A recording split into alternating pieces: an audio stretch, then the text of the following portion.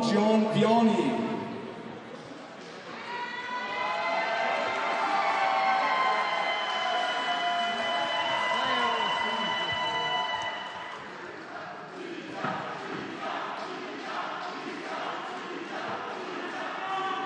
And his opponent in the black corner with the black pieces representing Germany.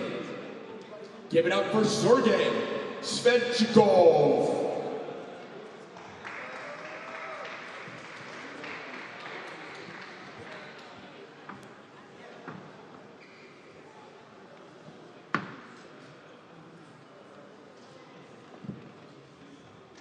Both men, headphones on, seated at the chess table, ready to begin this match.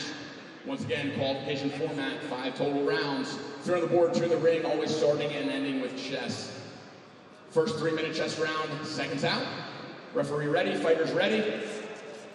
And there's the bell. So, yes, we know Sergey from Rich Young, at least, where he, unfortunately for him, lost the final to Valentin.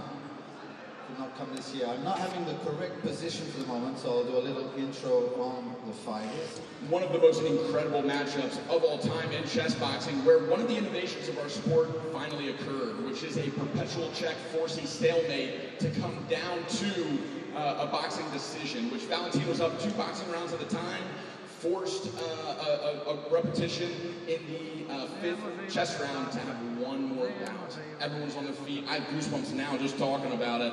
And Valentin took that one home, cementing himself as one of the legends in our sport. It was all the more surprising. We thought he would be fighting for a win.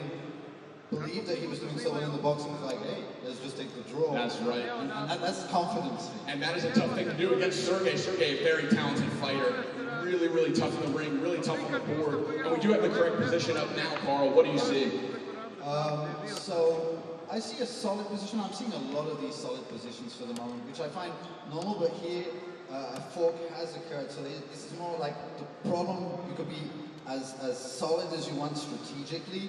There's still going to be these little tactical nuances that you're going to have to be looking out for.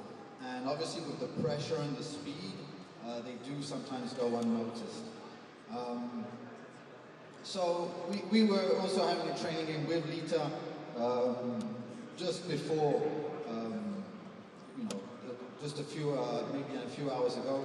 And just, you know, his goal is to survive. So, you know, one limb has been cut off and we're just going to try and fight for survival here. And, you know, just make it difficult for the opponent.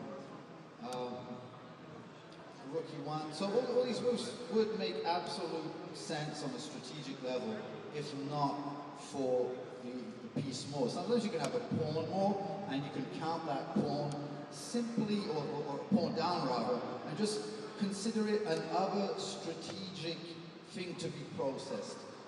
With a piece, you can't really do that, except for if there is, for example, a huge attack, or you have a few pawns for the piece that you have. So, yeah, here, simple simplifications. There's a knight on f8. We have a nice expression in the English language, which is knight on f8, no mate. But here, there is not much of an attack on that h7 square anyway, especially since he's taken the bishop. There was a very strange kind of rookie free instead of taking back. Not exactly sure what happened there, but it seems now that there's 2 pieces now. Final seconds, and there's the bell. All right, Carl. On the chessboard, any advantage? Completely equal? What do you see? I think Lita really has to, he needs a sense of urgency. He has to go with no hand rights because there's no surviving that position.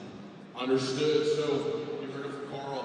This is dire for the French corner. This first round. His win condition is getting an advantage in boxing.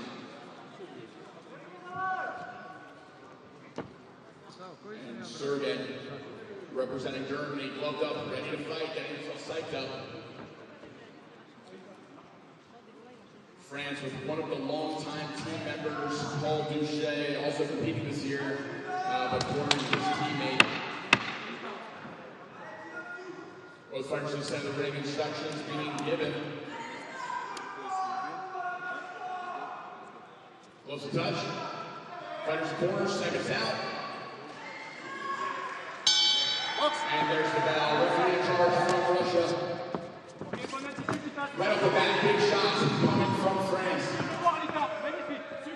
Good distance control so far by Sergey. Very nice stiff jab, keeping France at bay. France entering the range, missing the jab, but landing a hook to the body.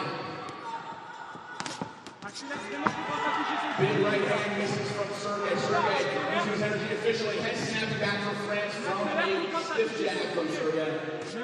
Another jab and hook land. Hook lands for France. Another overhand right, just missing Sergey. 1-2 lands for Sergey. I really like this pivot. Sergey doing a great job of distance control and changing up angles.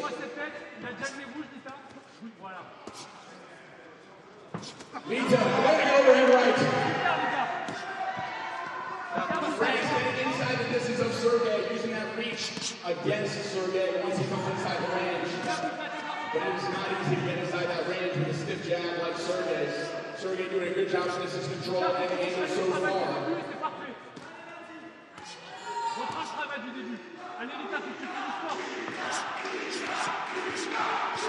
Sergey trying to drill through the defense of Lita. Oh, coming inside the range and paying for it. That took lands for Lita. Another jab. Jabs are coming from Germany. Nice cross lands, almost knocking out the mouthpiece of Lita. 1-1-2 from Sergey. Uppercut to the body, getting through.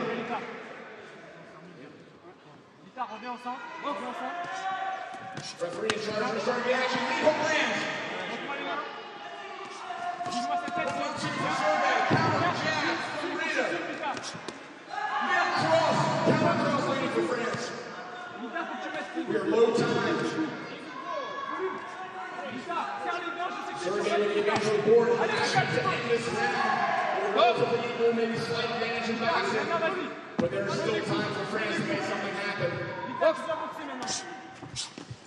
Oh, this is good defense evasion from both fighters.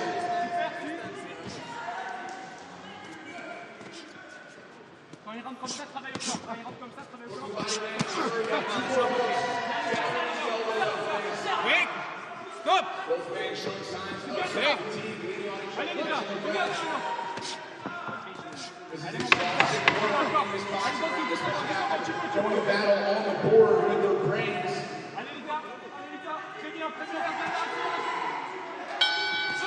And an uppercut lands right as the bell rings at the end of the first boxing round. France and Germany facing off. Some good shots landed by both fighters. Definitely the more active and frequent puncher being Germany in that round. But some big overhand rights landing for France. And we'll see if they did damage to affect the play on the board. Sergey, the first back to the board, starting to assess the position. France breathing heavy, making his way back. Headphones on, Sergey, tactician, analyzing the position, looking at his advantage, seeing how to further it. Last move on the board is rookie one, and we'll kick it over to Carl to continue analyzing his chess position.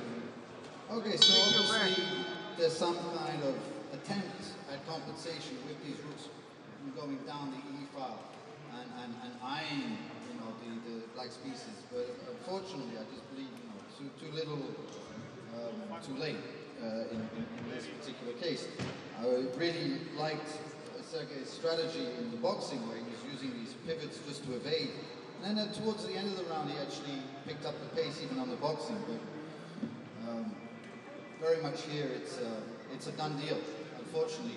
Except if Lita gets something, gets a white rabbit out of his sleeve somehow. So another simplification. Every exchange now is obviously, you know, good for black. And with these pieces come a lot of, you know, active squares, a lot of outposts that, you know, you could just use. You can sit on the position. You can decide to even, generally speaking, if you are better statically, and here in this case we would say that, you should not play dynamically. There's no point in playing for attack or anything like this. But sometimes when the advantage is overwhelming, you have a luxury choice. So,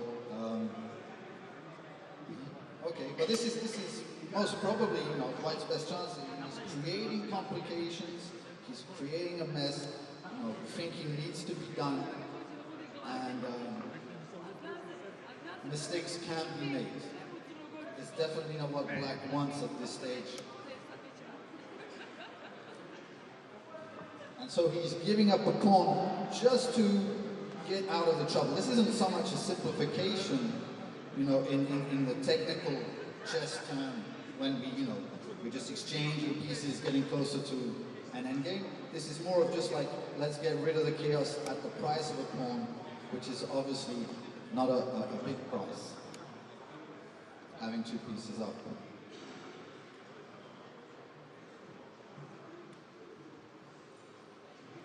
Taking aim, this is very much an archer's job. He's putting that bow all the way back and preparing it, being a little bit crafty with some pawn levers, mixing it in, and White doing a good job covering up the diagonal for less risk, but okay, I mean, we cannot expect too much.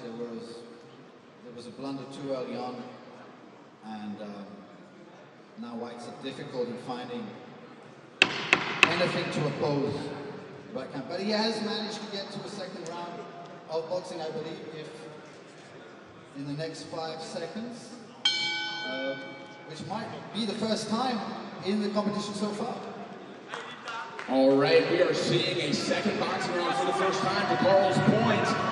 Advantage still to White and Sergey, dominant position, but not quite being able to finish it, which gives France one more chance. It is almost surprising.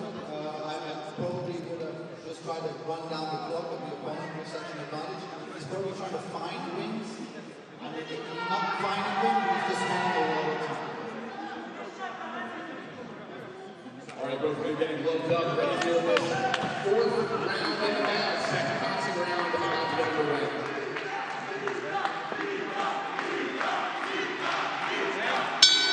There's the battle, both of you coming out. France with 1-point position, the kick goes coming forward fast. Sergey keeping him at bay with that long, stiff jab. Nice lead hook, also following the jab. Keeping the leading hand from different angles. The opponent guessing. You can't just cover the front of the shin, you can't just cover the shoulder, he doesn't guard both. A nice right hand, almost lands for France, and that is his win condition. He needs to land one of those big overhand rights. And we saw from the first round, he didn't have damage to try to claw his way back in this match. Bouge cette tête, allez. Là, t'as le centre, super, bouge la tête. Force-toi, Lita. Force-toi. Force-toi. Just to be able to be defensive naturally. La tête, Lita, allez, chercher la main. Là. Oh, looks like he lands the body. Sergey being shifted to the temple, keeping France best in France. These matches seem to be letting Sergey control the pace. Accepte le combat. Or Sergey Maintenant, accepte. Bien. is better. Jabbing us down, right back to the board, but he's breaking the fight to France. Taking risks. Goes with that risk, but goes pushing back on by France. Very much like in the chess, he's looking for wins. That's right here for France. France will push Germany on the ropes. A smile coming from Germany. Germany knowing he's in control of the jab lands right off the bat. Right hook for Germany. And a right hook to the head for France. France getting a standing eight down. One stop and score for Germany.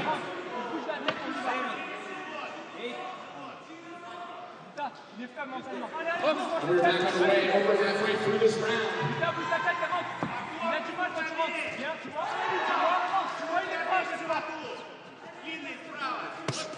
Sergey with another right hook to the body.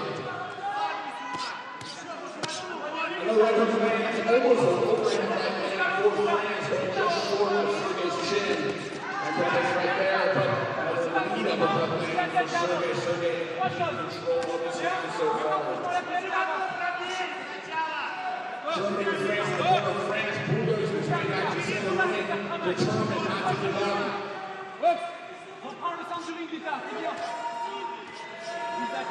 France with high guard, absorbing shots from Sergey, waiting for his chance. Right hand coming through. A roar from the French team coming as Rita comes forward with the right hand.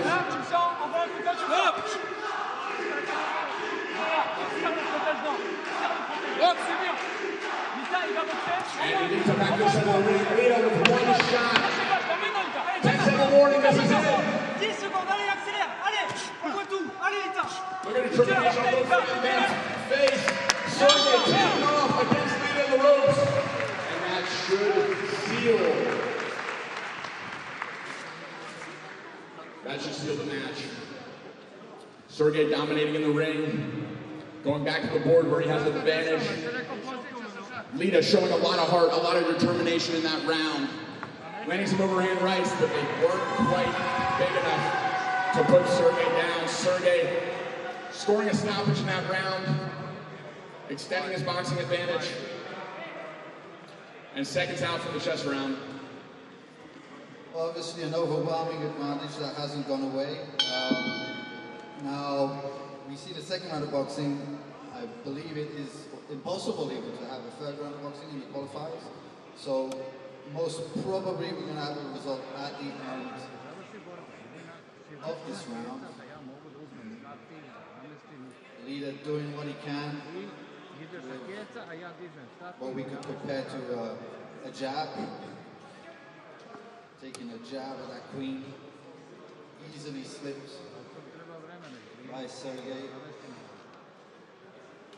Being as aggressive as he can and just going for some simplifying action. I believe that is the right way to go.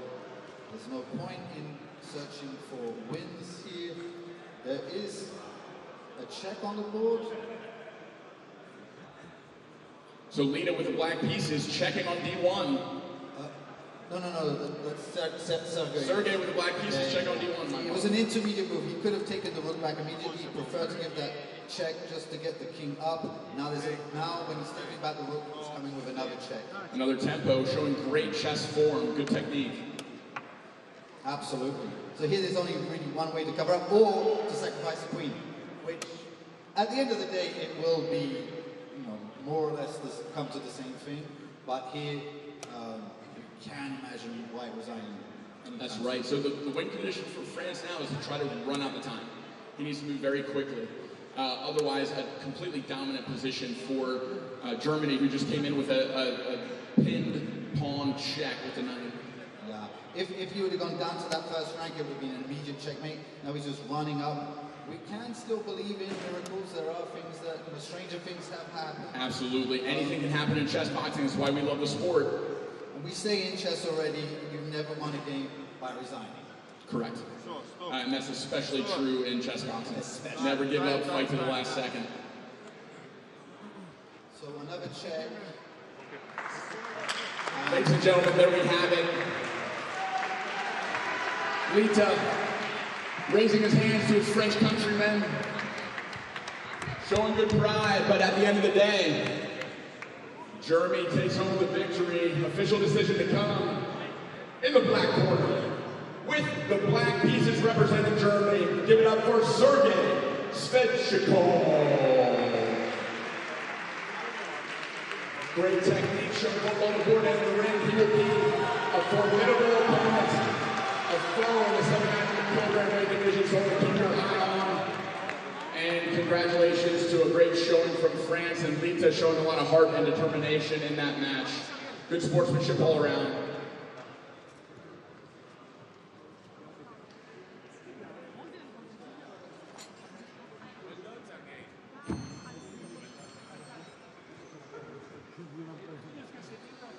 All right, we are moving forward in our program now into the senior men's 74 kilogram weight division in fight number